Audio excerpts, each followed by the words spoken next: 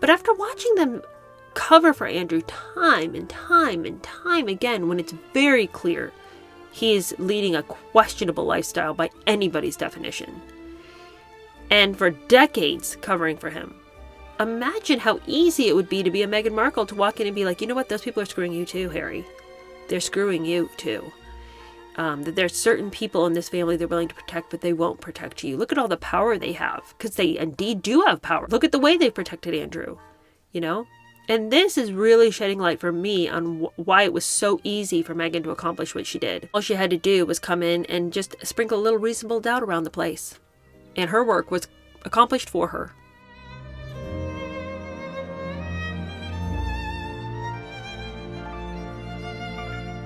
Hello, how are you? Welcome to my channel. My name is True Denise. We're going to keep going in Entitled. Now, yesterday we were talking about how Prince Andrew is no longer going to have the title as a special representative. He hasn't borne that title well, and people are worried about what he's been up to.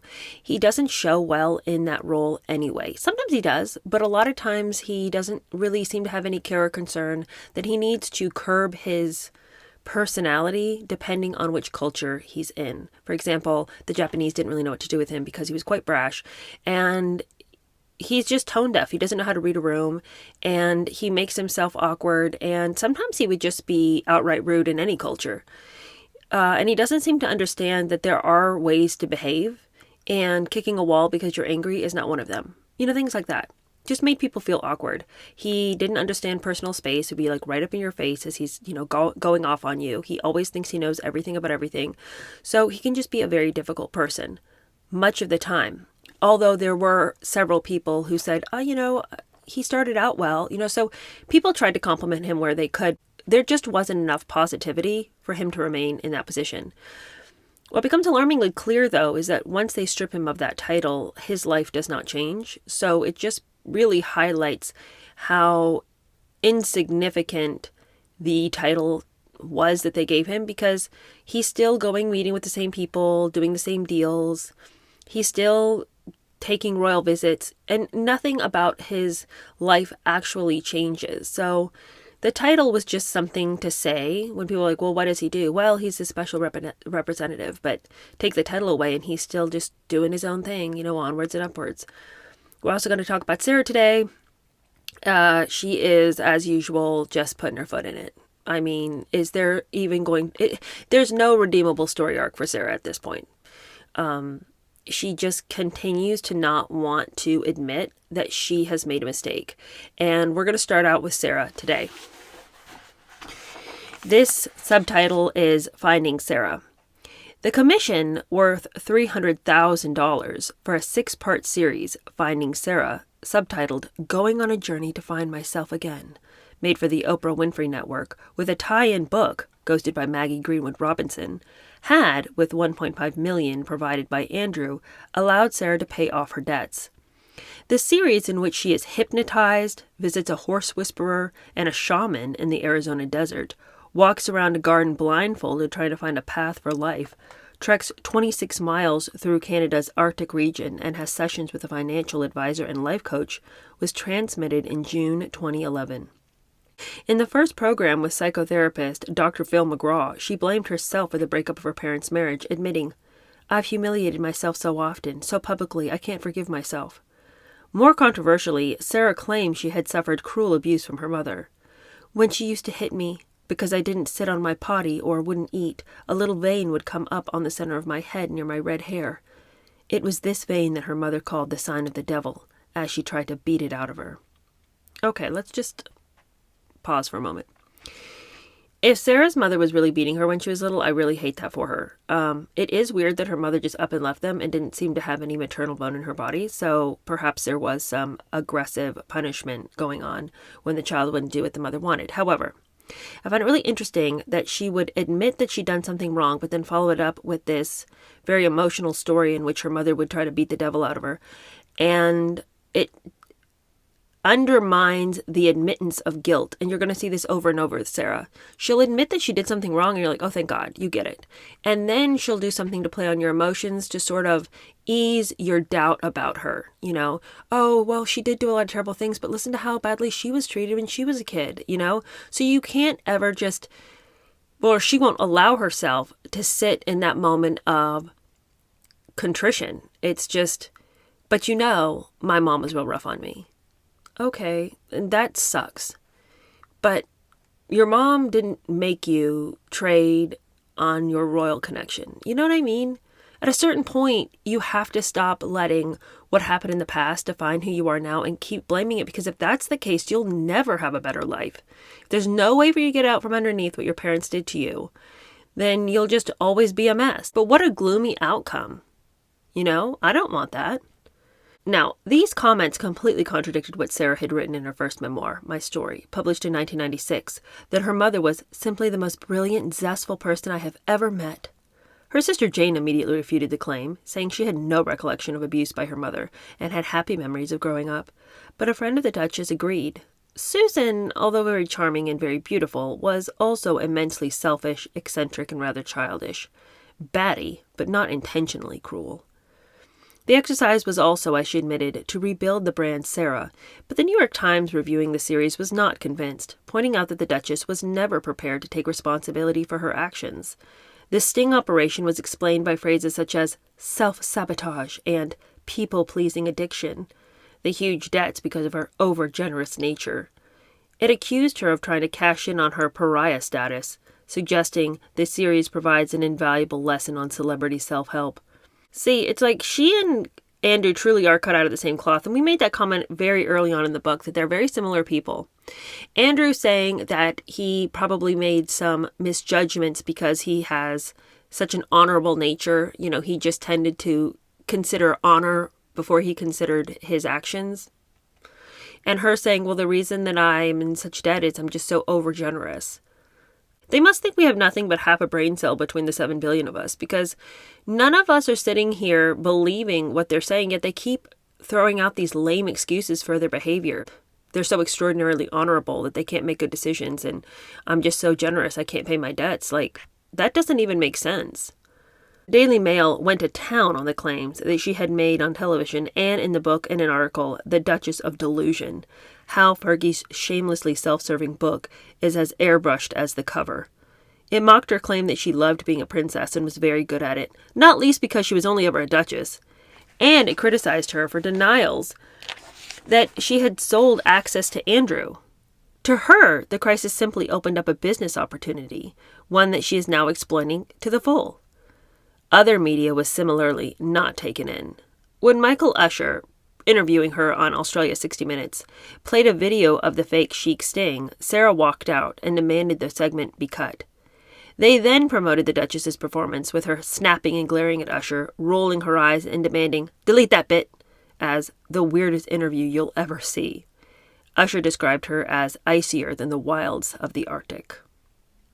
Meanwhile, what's Andrew doing? Andrew had learned of his sacking as trade envoy while on a 12-day canoe trip in Canada with 10 former schoolmates from Lakefield, but in fact it remained business as usual. He wrote on his website, "As the evolution of my role continues apace, I've decided that the label I gave myself when I began this role of special representative has served its purpose and is no longer necessary to the work that I do today and, more importantly, in the future. Don't worry, no one's taken anything from me. In fact, I'm the one who said that I was a special representative. That's a role that I took on. I came up with that, and so I am now releasing myself from the bonds of the title because it no longer serves its purpose. I don't need it anymore. I made it, and I'm going to cast it aside. I am the creator and the destroyer." It was now decided that Andrew would focus on training apprentices in trade and science and engineering in Britain, Minister for Universities. Between 2010 and 2014, David Willits was impressed in his dealings with Andrew, who was useful when the Royal Institution had financial problems, and by hosting a dinner at Buckingham Palace for the European Science Program. He was conscientious, genuinely interested in science and technology, and good at asking questions. I found him approachable and a force for good. As part of his role as the member of the royal family responsible for science in May 2013, the Duke was elected a Fellow of the Royal Society. However, The election was controversial, as he received only 147 votes out of 1,300, with 1,128 fellows abstaining. Why might that be? Well, that's because it was an actual vote. There was a piece of ballot paper with the only option as yes. So you either vote yes or you just don't vote. David Colquhoun, a fellow and professor of pharmacology at University College London, spoke for many. The Royal Society was founded to advocate the idea that science is what matters, not deference to authority. The exception seems to be deference to royal blood, but it is taking deference too far to elect Prince Andrew. In spite of his standing down as special representative, little appeared to change. At the end of August 2011, Jeffrey Epstein wrote to J.P. Morgan suggesting Andrew could be a possible investment partner because he is now allowed to make money. The next month, after a holiday off Corsica on the yacht of Saudi billionaire Mohammed Abdul Latif Jameel, Andrew traveled with Trade Minister Lord Green to Saudi Arabia on a 3-day trade mission by private jet. Among those who entertained him were senior figures in the Saudi bin Laden Group, the construction firm run by the family of Osama bin Laden. He was accompanied by a new appointment, Laura Hutchings, a former director of the Conservative Middle East Council. Buckingham Palace refused to say how much the jet had cost. It's estimated £150,000 compared with business class returns of £4,000. They refused to say who was in the party or whether Andrew stayed on after the official engagements were completed. Days after he returned, he and his 2 aides, Amanda Thirsk and Richard Sykes, flew to Singapore, Britain's 19th largest market for exports, with taxpayers covering the travel costs and UKTI paying for his accommodation, expenses, and in-country travel. But wait, he's not a special representative anymore. I thought he took his own title away. So why is UKTI still paying for the same travel that he used to do when he worked with them? Nothing's changed. Records show that Andrew had visited Singapore, renowned for its tropical climate, golf courses, and restaurants, every year since at least 2007. Later in October, the Duke hired a 16-seater plane for his 3rd foreign trip in just over a month, this time to the Far East, for 2 weeks, charging the government the cost of a business class ticket. Buckingham Palace declined to say if he had been lent the plane by a wealthy friend. His private secretary and equerry traveled to China on commercial flights at taxpayers' expense before, one newspaper noted, joining him on the private jet for the rest of the trip, suggesting that he may be traveling with unidentified private companions. I think it's not a suggestion. I think that's the only way it happened. How are you going to get a 16-seater private plane for the cost of a business fare? In fact, the fact that he charged the government anything at all is ridiculous, because they shouldn't even be paying for the business class ticket. You didn't even take business class. You took a friend's jet. That's the only way you had your hands on that jet. So why am I even paying for business class? You shyster. You fraud. I mean, this is just ridiculous. Just because it was way less than he usually charges, I'm supposed to be like, well, I'll pay for that. I won't pay for anything. You got there free somehow. I don't want to pay a dime, is how I would feel if I was a British taxpayer. In November, Andrew was in Qatar, again accompanied by Hutchings and Sykes, who was now described as a diplomat, where he met 4 Qatari royals and attended a reception given by Shell, which owned large gas fields in the country. From there, he had further meetings in the UAE before taking a 5-day holiday in Abu Dhabi as a guest of its royal family. His office refused to explain a mysterious gap of 4 days for a private trip between leaving Britain by private jet and arriving in Qatar, but the suspicion was that he had been in Azerbaijan. In January 2012, Andrew was at the World Economic Forum in Davos, even though the Prime Minister David Cameron and his Chancellor, George Osborne, were there representing British interests. The Duke hired an 8-bedroom ski chalet with its own sauna, chef, and chauffeur at a cost of £13,000 for a week, charging the 2 days of the forum to the government before staying on for a holiday. Sir David Wright, a former ambassador to Japan, had first come across the prince when Wright was a chief executive of British Trade International, and then as a senior advisor to Barclays. He remembers Andrew being effective in the early days. He very much did what people wanted him to do. He was very enthusiastic, keen to have good relations with the business communities, and gave lots of dinners. Later at Barclays, we arranged events that we knew he'd attend, such as golf competitions. But as time went on, Andrew became a problem, insisting that more and more of his personal chums be invited to events at Davos. For Wright, it became more about the Duke's own interests rather than Barclays, an opportunity to exploit the job for his own benefit. When the former ambassador told him so, it did not go down well. Chris Bryant, the former Europe minister, became increasingly critical of the Duke. "The government needs to come clean about this," he stated, after it was revealed that over the previous 6 months, Andrew had had meetings with 15 ministers from foreign governments in Qatar, Hong Kong, and Saudi Arabia, and had taken part in 5 dinners and lunches abroad in aid of British trade, and the Duke's meetings with the Azerbaijan leader, Aliyev, had not been announced in the court circular. Despite criticism of Andrew the previous year, when the government had let it be known that they were dispensing with the Duke of York's services, now it was business as usual, said Bryant. "There should be no secrecy about whether the British taxpayer is paying for the Duke's travel. If he is going to shake hands with the King of Bahrain, we need to know what is going on. People will continue to ask whose interests he is really representing." This is so politically dangerous, to have somebody making all kinds of moves and inroads with people that, as a whole, the country does not support. I mean, how is this, in a lot of ways, how is this really any different than when Edward VIII and his bride, Wallis Simpson, decided they were going to trot on over and spend their honeymoon with Hitler? It is different in a lot of respects. I mean, you can say, okay, well, he had abdicated the throne, so he was already sort of a disqualified member of the family in an exaggerated way. He'd been exiled. But at the same time, previous even to him spending his honeymoon with Hitler, he had had tons to do with Germany, all under the guise of the fact that, well, the Germans are my relatives, And so for a long time, people let things go. But he had huge, enormous sympathies with the Nazis. Had so many plans for him in the event that they were able to take over England. They were going to set him in a puppet government on the throne again. And it was completely and totally inappropriate that he was having all of these friendships behind the lines. And of course, once he'd abdicated, then he could be even more forthcoming with his relationship. People did not like it. They did not want him making friends with Hitler. So it's very problematic to have a family member, even one who has been distanced from the royal family, to be making friendships and alliances with people that publicly England does not support. Okay, now we have Prince Andrew, who has not been alienated from the family. Yes, he's been given many a side eye for what he's doing, but officially he's still very much royal family. He's never been exiled. And he never abdicated any role in his life. And so for him to be doing things with dictators or people of ill repute, none of these people are Hitler or have risen to the status of a Hitler. But at the same time, we don't need somebody from the British royal family going behind closed doors and making deals. That just looks really terrible. It looks very tawdry.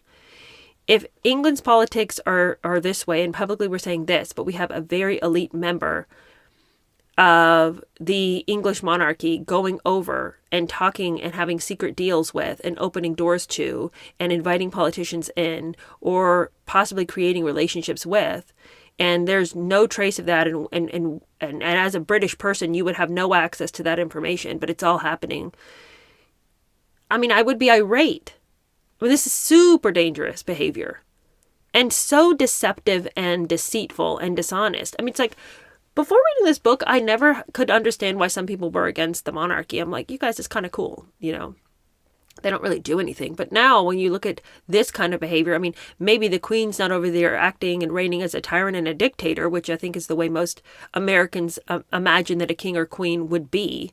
Even if we understand the way the monarchy functions in England, my thought was always, well, they're not being a tyrant to you. They're not changing the laws or anything. Like, they're kind of like really cool mascots, But instead, when I read from this context where we have people using hordes of taxpayer money, making deals, and having all kinds of sway politically, potentially, or even just going and lining his own nest, filling his own bank account. None of it is what we want our royal family to be up to. And so, upon reading this book, I can, for the first time, begin to understand why some people are like, do we really need this institution? What do we really need this for?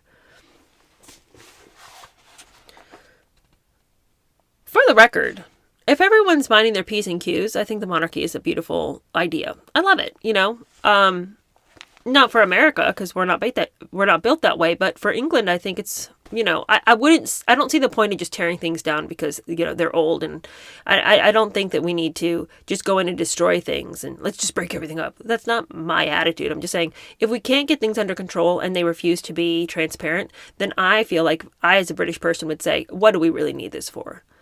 In July 2012, the annual report into royal public finances for the previous tax year was released.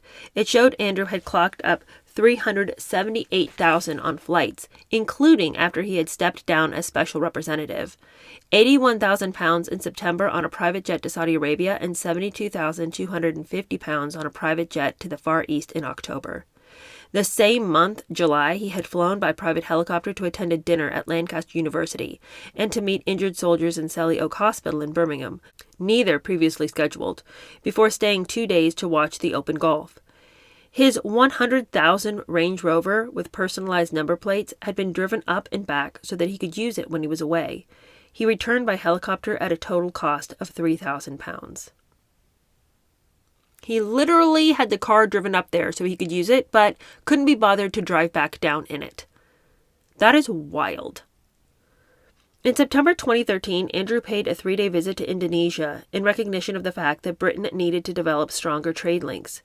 The ambassador, Mark Canning, remembered him, listening carefully and doing what one hoped he would do, and the visit was a success. But a coarse joke about peeing himself after spilling water down his front shocked his audience at one important lecture, and he proved to be a demanding guest, requesting to stay at a local hotel instead of within the embassy compound, causing extra security headaches for his close protection team. Yet again, he always does this. He can't stay at the embassy residence. No. How is he going to scuttle in all his hoes and all of his shady businessmen? I mean, how's it going to work? He's got to have his prostitutes, okay? And he's got to be scheming and scamming. And he can't do that in the embassy. Probably he could, but not as easily. Andrew also produced a separate list of businessmen that he wished to see, some of whom were regarded as unsavory characters and were excluded. There were also pompous instructions about his likes and dislikes, and he arrived with his usual massage table. His locally booked masseuse subsequently lost her job after a journalist booked her to discover whether the prince had asked for any tricks. One member of staff later remembered how his attention during meetings would wander if a pretty girl walked by. Embassy staff were relieved to see him leave for 8 days of private time after behavior that was described as graceless and self-entitled. At the end of October that year, Andrew hosted a party for J.P. Morgan at Buckingham Palace as part of an initiative to engage with international chief executives about what Britain had to offer. The 100 guests, among them the bank's CEO Jamie Dimon, former Prime Minister Tony Blair, Indian industrialist Ratan Tata, Governor of the Bank of England Mark Carney, and the former UN Secretary General Kofi Annan, enjoyed a fine dinner and performances by the Royal Philharmonic and the English National Ballet. But concerns were raised about security considerations, the commercial use of Buckingham Palace, and the royal family becoming too close to the business community. According to the Financial Times, one senior participant said the bank paid nothing for the evening, but the palace said the bank paid an undisclosed fee for food, drink, and the venue. The bank also said that it made charitable donations to the orchestra and the ballet company. I mean, what? Why? Why is the palace constantly running interference for this joker? And, I mean, that is a huge question. Why are the banks all coming to Buckingham Palace for a big dinner? And then no one can explain who paid for what. The bank says we paid nothing. Buckingham Palace is like it's an undisclosed amount that they paid to come over here and have a party over at our house. It's like, you guys, all of you, liars. Okay? I don't believe that the bank paid anything. I think they're telling the truth. The palace is the one who has consistently raised my eyebrows. And what is it? Yeah, they paid an undisclosed fee. Yeah, the fee of $0. £0. Continuing on. It turned out the Buckingham Palace had been charging £8 million a year for dinners, dances, and fashion shows, often attended by members of the royal family, and that Andrew had been hosting dinners or lunches at the palace for representatives from the financial sector, including J.P. Morgan and Barclays, every few months for the previous 5 years. He had also hosted a dinner at Windsor for more than 300 internet tycoons, artists, and musicians in the summer of 2013. St. James Palace had been rented out at £30,000 a day during the London Olympics. These contacts would prove to be useful for the prince's own private business activities. The exploitation of the royal role for his own purposes had long worried an official with English National Ballet. She said Andrew had been foisted on them after Diana's death, even though his main interest was in the dancers rather than ballet itself, and he proved to be more hindrance than help. He went to a few functions, but acted so boorishly and disinterested that they rarely used him. When he did attend, he insisted on choosing who would sit with him in the royal box. The names were not given to E and B, said the official. It was suspected they consisted of mistresses, one a yoga teacher, and various businessmen. The chairman was allowed in at the interval for a drink. At one event focused on outreach for local authority schools, it was planned to invite some of the children to the royal box. One of Andrew's daughters objected and requested that she only be joined by, quote, the sort of people who shop at John Lewis. God forbid those little nasty kids come in our box. Gross, Dad. Don't allow it. Only people who shop at John Lewis. The official was also perturbed after attempts were made to persuade E&B to use a software program for bidding in auctions developed by Eugenie's company, Paddle 8, even though the charity already had a better system and was in the middle of a 3-year contract. Andrew's enforcer, Amanda Thirsk, conveyed his displeasure, hinting that the prince might be less prepared to be involved with English National Ballet in future. If you don't use his daughter's company, then he doesn't need to have anything to do with the English National Ballet. So I know you're already in the middle of a contract with somebody else and you already have software that works way better than Eugenie's, but you're just going to need to make an exception.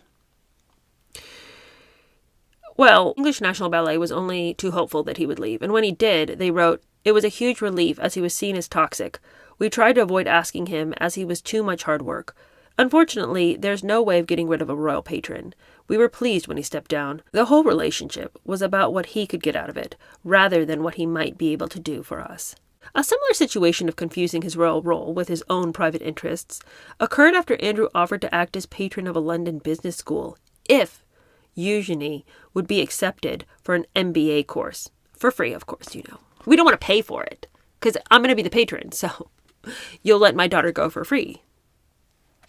The offer was declined. No, thank you. All right, this next section is called Dignity, Honesty, Loyalty, Tranquility, and Royalty.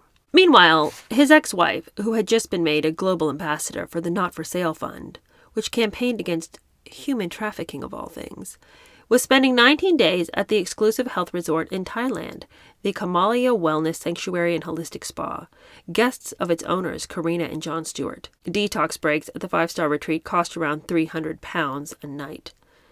It was her third freebie there that year, having visited in January and then again in April, paid for by Oprah Winfrey, when Prince William had married Kate Middleton and she had not been invited to the wedding. The Duchess devoted 35 pages to the Stewarts and their, quote, magical retreat in her book Finding Sarah, and was interviewed at the resort for her television series. She teamed up with a fragrance candle tycoon to market a series of tea-scented candles. Dignity, honesty, loyalty, tranquility, and royalty. Each embossed with a regal S and a superimposed crown, and with all profits going to her charitable foundation, aka her pocket. She had also become involved with a, quote, playground for the rich on one of the last undeveloped stretches of Brazilian coast, against opposition from environmentalists who pointed out that it was a protected UNESCO reserve, home to an endangered species, the hawksbill turtle, and a rare lizard, the natal pygmy gecko. The 3,500-acre site was to include a soccer academy headed by David Beckham, with 8 football pitches and a 10,000-seater stadium, and the Duchess was advising on a polo center and hoped to set up a foundation to help local schools.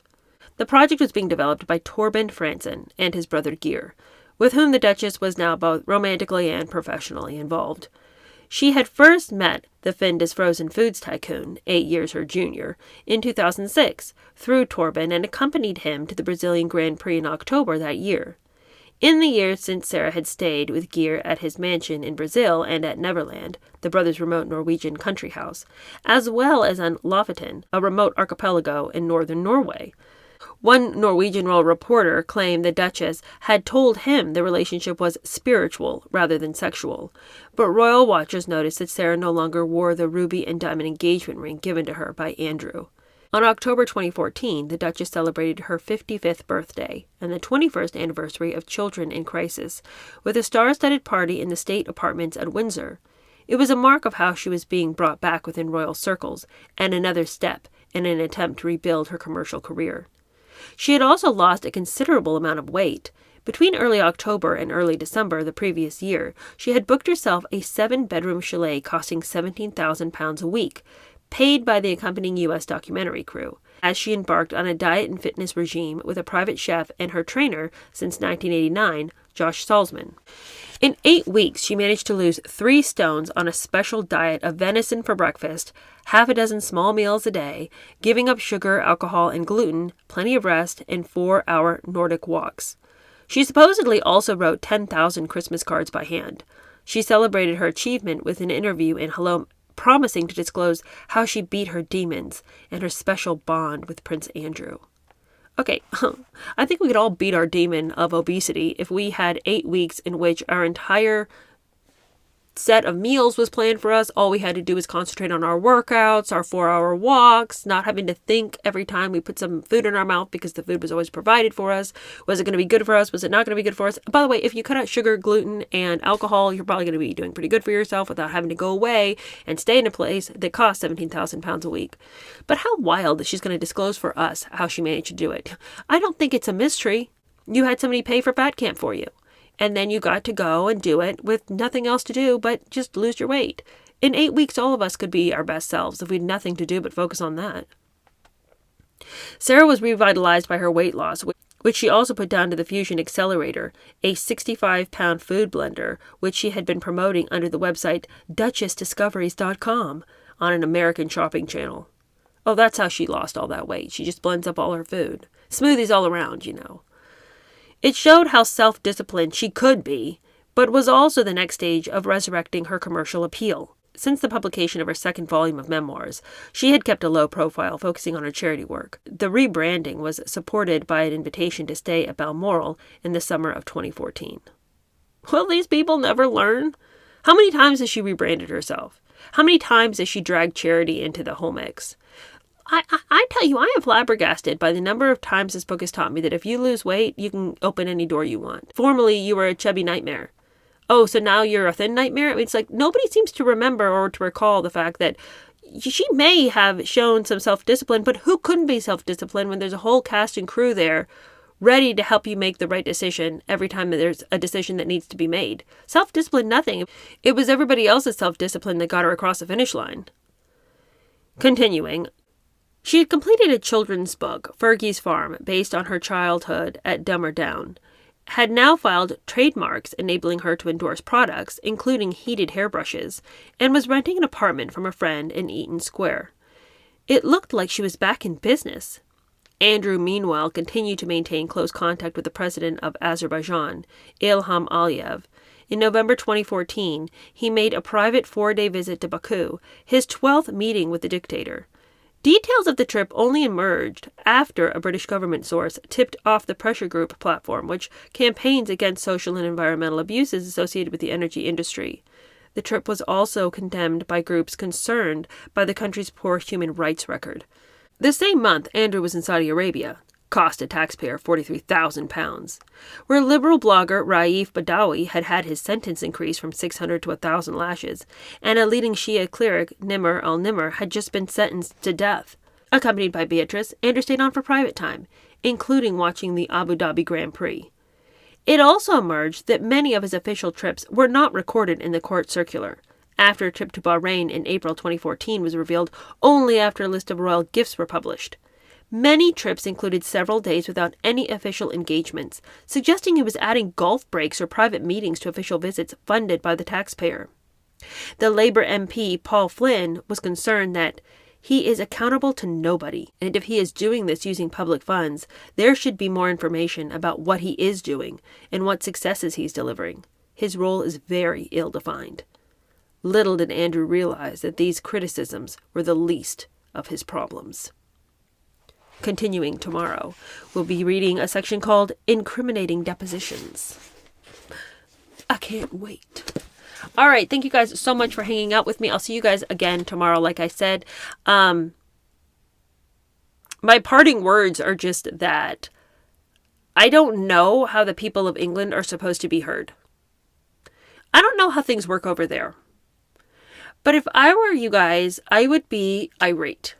I would want to take to the streets, and I'm not a sort of person who takes to the streets, but I would be furious. I would be furious that a person would be allowed to run around with our tax dollars, and there was never any accountability, and any attempt for accountability is pretty much met with a stone wall. You know, don't question the royals. Well, I sure as hell will when he's over there spending hundreds of thousands of dollars simply on transportation. That doesn't even include the way he's spending money when he finally gets where he's going. The palace seems to just be doing its own thing. If you were Harry, I can understand why it would be so easy for Harry to believe and why it was so easy for Meghan to convince him that the palace was against him and making his life harder. Because I don't think they are necessarily a truth-telling organization. They have a invested interest in muddying the waters and making it very unclear what's happening with the royals. So if you are Meghan Markle and you are clever enough to at least have figured that part out, how easy would it have been to twist Harry's arm to convince him that these people were also against him for some various reason? I'm not saying that what Harry believed is true, but what I'm saying is that this organization does appear to be rather fond of shielding the frauds. And talk about an absolute playground for a Meghan Markle to come in. How easy would it have been for her to plant seeds of doubt in Harry's mind about whether this group was for him and whether they were working hand in glove with various media outlets to smear him, or whether there were really leaks happening, or, because it's a very cloak and dagger. So if you're Meghan Markle, it would just be so easy to convince him that not only were his suspicions true, but that these people were a nefarious lot who had it out for him and also subsequently for her. I mean, I've always wondered how Meghan accomplished being able to trick Harry so efficiently, and I really feel like this is a piece of the puzzle. Because I've always thought she's not clever enough to have managed this, thinking all along that the palace was generally a good lot. But after watching them cover for Andrew time and time and time again, when it's very clear he is leading a questionable lifestyle by anybody's definition, and for decades covering for him, imagine how easy it would be to be a Meghan Markle, to walk in and be like, you know what, those people are screwing you too, Harry. They're screwing you too. That there's certain people in this family they're willing to protect, but they won't protect you. Look at all the power they have, because they indeed do have power. Look at the way they've protected Andrew, And this is really shedding light for me on why it was so easy for Meghan to accomplish what she did. There was already so much for Harry to question about this group of people and what they were willing to do and who they were willing to do it for. And all she had to do was come in and just sprinkle a little reasonable doubt around the place. And her work was accomplished for her. All right, thank you guys so much for hanging out with me. I so appreciated it, and I will talk to you guys soon. Bye.